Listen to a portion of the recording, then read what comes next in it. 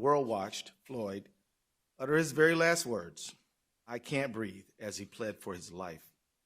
The world heard Floyd call out for his mama and cried out, "Don't kill me." Just 2 days ago, when I became the lead prosecutor in the murder of Mr. Floyd, I asked for time to thoroughly review all the evidence in the case, and we looked at the evidence that's available, and the investigation is ongoing at this time. I also said that I know it's asking a lot of people to give us time, particularly people who have suffered for decades and centuries of injustice, to be patient, and yet we did get that time, and together, a very strong, experienced team, which included County Attorney Mike Freeman, his team, and my team. We reviewed the evidence together with the BCA, and we have something to announce today. Before I announce it, I want to say thank you for the patience of the people who they've shown me and our entire team in pursuit of justice, and I'm here to make these announcements right now. First, today, I filed an amended complaint that charges former Minneapolis police officer Derek Chauvin with murder in the second degree for the death of George Floyd. I believe the evidence available to us now supports the stronger charge of second-degree murder. We've consulted with each other, and we agree. Second, today, arrest warrants were issued for former Minneapolis police officers J.A. King, Thomas Lane, and Tu Tao. Finally, I'd like to announce that today, Hennepin County Attorney Michael Freeman and I filed a complaint that charges police officer King, Lane, and Tao with aiding and abetting murder in the second degree, a felony offense. I strongly believe that these developments are in the interest of justice for Mr. Floyd, his family, our community, and our state. I'm the lead prosecutor in this case. I'll be speaking and addressing the public, but this is absolutely a team effort. We are working together on this case with only one goal: justice for George Floyd. I want to thank first Mr. Hennepin County Attorney Mike Freeman, who has been a true partner in this matter at every step of the way. His experience and insight have been invaluable and will continue to be counted on by the team. I also want to thank County Attorney Freeman's professional staff who have cooperated and worked together with my staff and the investigating officers from the very minute this case started. I also want to thank Superintendent Drew Evans of the Bureau of Criminal Apprehension and his professional staff for the care and speed with which they are conducting this investigation. And I want to thank especially U.S. Attorney Erica McDonald and Special Agent in Charge Rainer Drolskagen, who are conducting a parallel federal color of law investigation. I have heard directly from the leadership of the Department of Justice that there is full support for her leadership in pursuit of her investigation. And as she put it so well, one team, one goal, one mission. I agree 100%. As I said earlier, I thank Mr. Floyd's family. I think, and I can speak for Mr. Freeman and I jointly thank them, along with U.S. Attorney McDonald. We thank the community for their patience in allowing us the time and space we need over these days to lay these charges. As it is so hard to do, I now ask for continued patience. This case continues to be under investigation. We will not be able to say very much publicly about the investigation, except that we encourage anyone who believes that they have evidence in this case to come forward and to be cooperative with the investigation.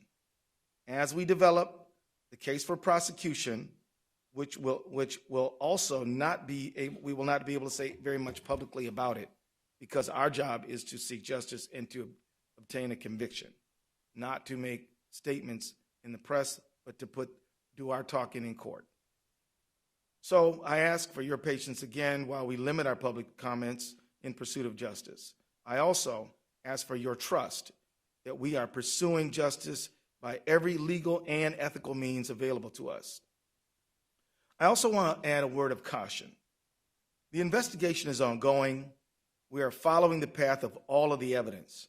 Wherever it leads, we are investigating as quickly as we can because speed is important. We're also investigating as thoroughly as we can because being complete and thorough is critically important, but it takes time. The reason thoroughness is important is because every single link in the prosecutorial chain must be strong. It needs to be strong because trying this case will not be an easy thing. Winning a conviction will be hard.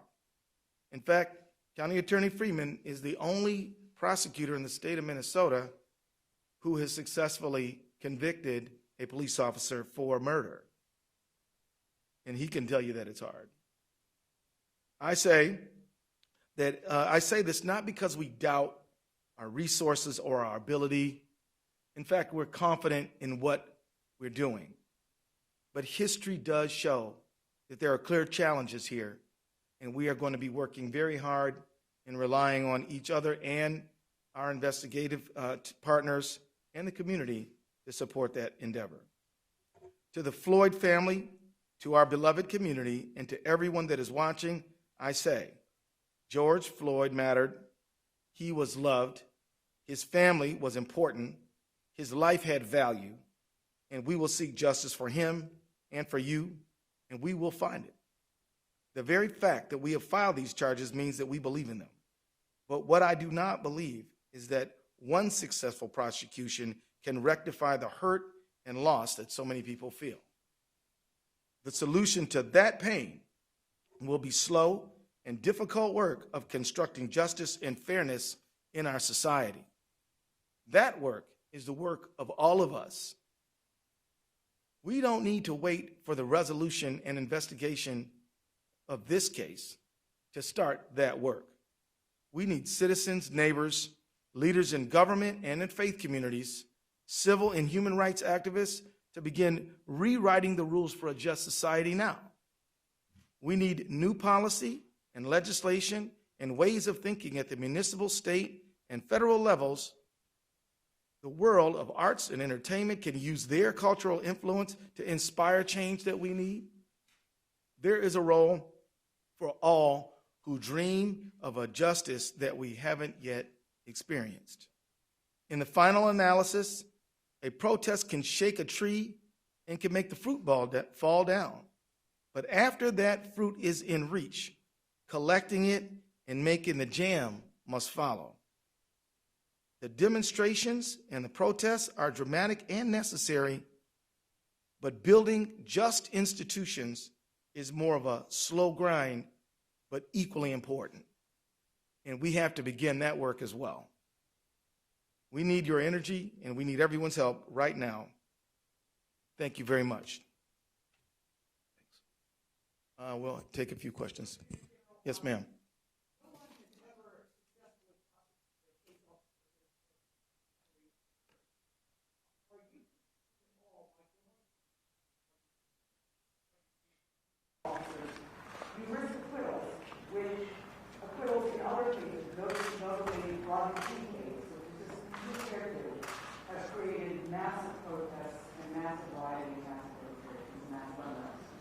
We believe we have a duty to charge the charges that fit the facts in this case when we have done so. And so our concern is to put all the energy we can into putting forth the strongest case that we can without fear or favor of anyone or anything.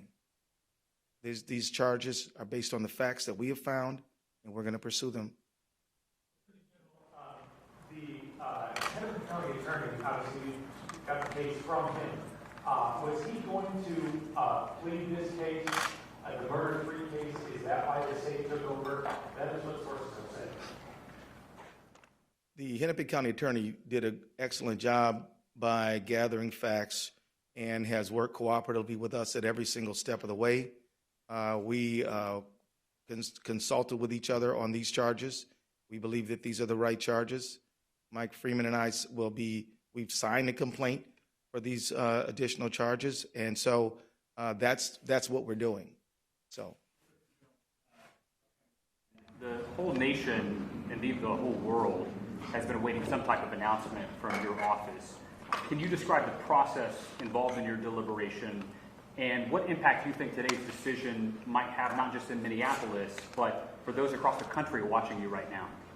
unfortunately, I can't delve into our deliberative process, but what I will tell you generally is we gathered all the facts that we could. We reviewed the criminal statutes. We looked at case law. We consulted with each other, and we arrived at these charges. We believe that they're justified by the facts and the law. What does this impact have on them, this decision? The pursuit of justice is always good and right. And I want to signal to them that we hope that they continue to raise the cause of justice, but do it in a peaceful manner. It is their right to express themselves. And with that, I will say that they should continue in their own communities to get together to build just police community relationships.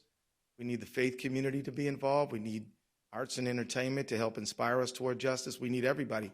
There's a lot more to do than just this case, and we ask people to do that. Chris, how long do you think it's going to take to actually get this case together? I mean, we have a lot invested here. Are we talking weeks? Are we talking months? You know, I want to thank you for asking that question, because part of my comments were to help set expectations in a realistic light. In order to be thorough, this is going to take months. And I don't know how many, but it is better to make sure that we have a solid case, fully investigated, researched before we go to trial, than to rush it. And so it will take a while, and I can't set a deadline on that. Way in the back. Attorney General, Chris Rapsky, Carolina. The Floyd family had asked for a first-degree murder charge as well as their attorney. You decided to charge second-degree unintentional murder while committing a felony. Can you explain what that charge means, unintentional murder versus second-degree intentional murder, please? Well, according to Minnesota law, you have to have premeditation and deliberation to charge first-degree murder. Second-degree murder, you have to intend for death to be the result. For second-degree felony murder, you have to intend the felony and then death be the result without necessarily having it be the intent. So that's the state of the law. The felony would be we would contend that George Floyd was assaulted, and so that would be the underlying felony. Do you accept any plea deals in this, or do you expect all four to go to trial? And secondly, when will the body camera footage be released? I really don't have any idea of what plea negotiations or anything like that. That's simply way too early to begin that conversation. At this point, we are preparing to try this case.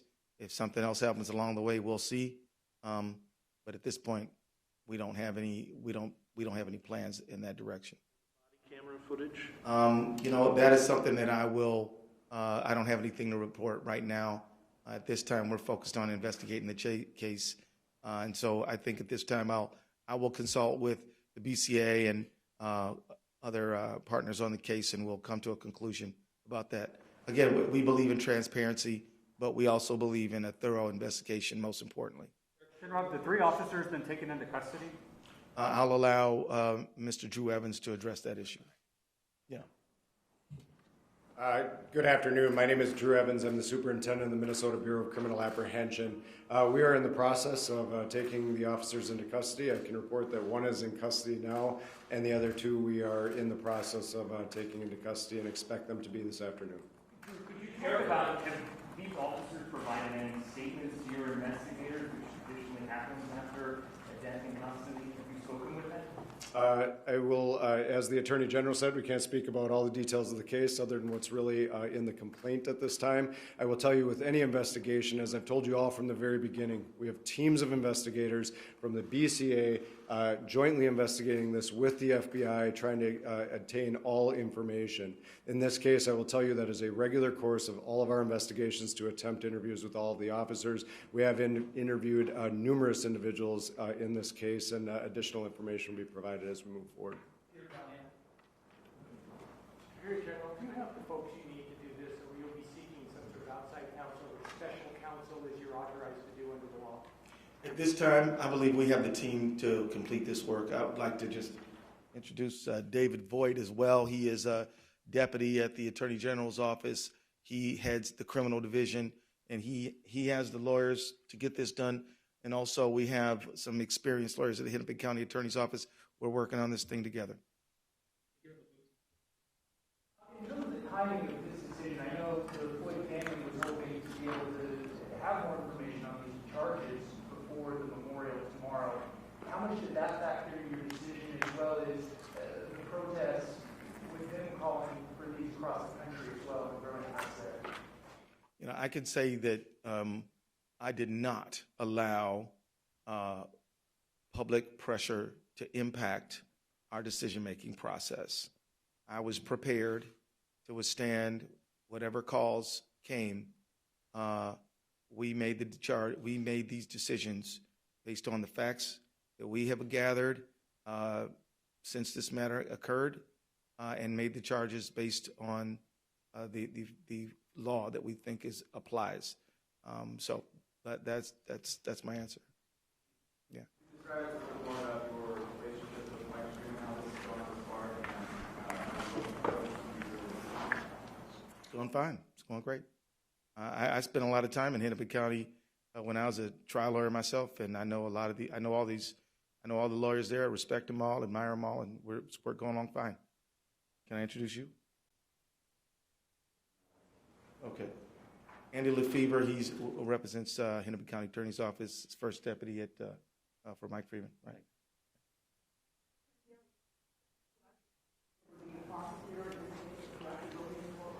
No, that I'm going to let the people who prosecute cases every single day to prosecute this case. Now, it is true that I've tried a lot of cases, and I've tried homicide cases, but on the other side of the courtroom. The people who know how to prosecute, I'm going to let them do that work.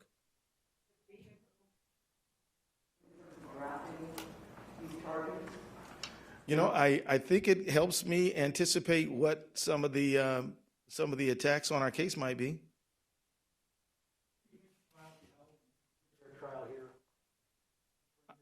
I see no reason why we can't get a fair trial here. With the charges that were just filed, my math is correct. Do the three officers now face the potential same maximum sentence as Officer Chauvin? Yes. Well, yes, sir.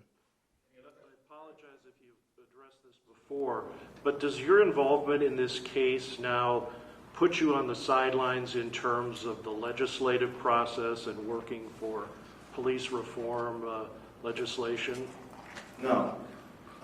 I'll continue to do all the duties that I have, which involve legislative, which involve a lot. We've been very active in the civil space. We've been active in representing state agencies and government. I'll continue to supervise that as I always do. But I feel very confident in it because I have excellent professionals who are going to be focused on this like a laser beam every single day. Attorney General, could you just take us into that room when the decision was made for you personally, for this case, to file these charges, the moment you had personally? I feel a tremendous sense of weight. I feel this is a very serious moment. I can honestly tell you I take no joy in this, but I do feel a tremendous sense of duty and responsibility. Are they going to be archived in max security, or are they going to be put somewhere? I don't know the answer to that question. Maybe. I I would just answer that in terms of that is left up to the various sheriffs that we work with on this. They make, as Commissioner Schnell noted the other day, security decisions in the best place for everybody in light of everything that's going on right now in the Twin Cities. Again, those are decisions based on the analysis of the sheriff, and they work closely with the Department of Corrections to make sure that they have everybody in their custody where they should be based on safety assessments. Thank you all very much.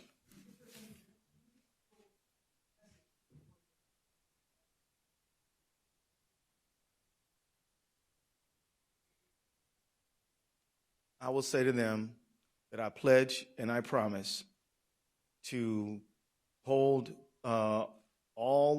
everyone accountable for the behavior that we can prove in a court, and that if I don't charge it, it means that we did not have the facts to do that. So I'll simply say that as the people who are legal professionals, professional prosecutors, we are taking our duty seriously, and we are working with the people who gather the facts, and we have done the work that we believe is possible, ethical, and right.